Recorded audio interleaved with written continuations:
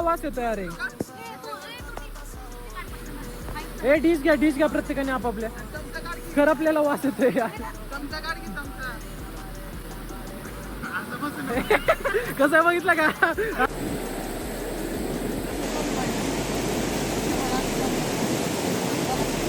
हे तोंड बुडवून कसं काय पण काय केलं तोंड बुडवून?